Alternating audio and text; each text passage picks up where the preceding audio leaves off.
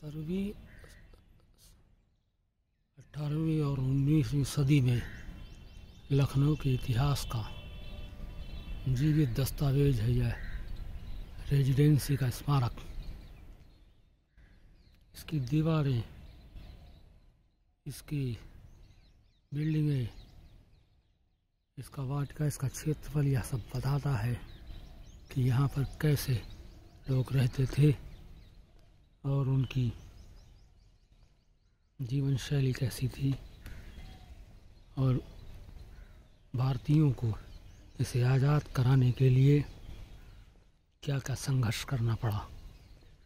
इसका जीवित दस्तावेज या रेजिडेंसी का स्मारक है जो कि भारतीय पुरातत्व विभाग के द्वारा संरक्षित किया गया है और हम आपको इसी का अवलोकन करा रहे हैं।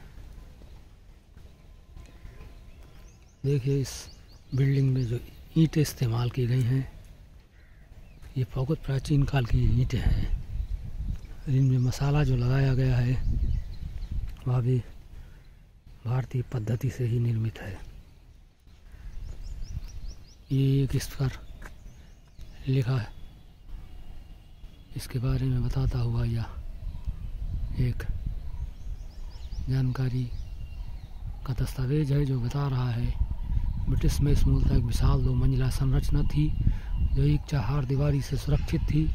इस इमारत में असंबद्ध अंग्रेज अधिकारी कार्यरत थे जिनकी कमान 17वीं लाइट इन्फेंट्री के कर्नल मास्टर के हाथों में थी। 1857 के प्रथम स्वाधीनता संघर्ष के दौरान यह भवन रेजिमेंट और स्थानीय बलों हेतु एक भोजनालय में परिवर्तित कर दिया गया। इस भवन को 20 जुलाई और 10 अगस्त 1857 को हुए भीषण हमले में भारी क्षति पहुंची थी। यह मूलतः भारतीयों का ही, सनातनियों का ही स्थान था जो कि नवाबी काल में नवाबों के कब्जे में आ गया। उसके बाद नवाबों की अय्याशी से, नवाबों की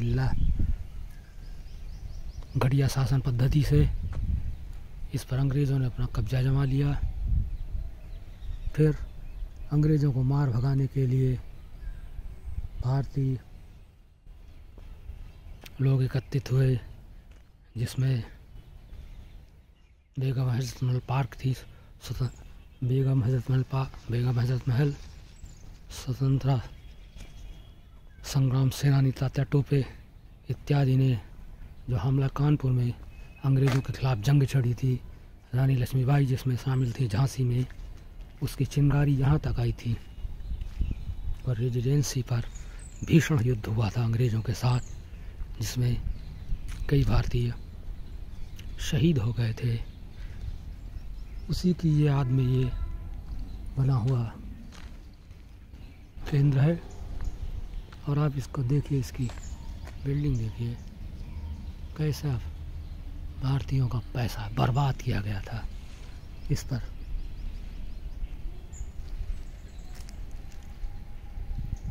बहुत ही विशाल परिसर है।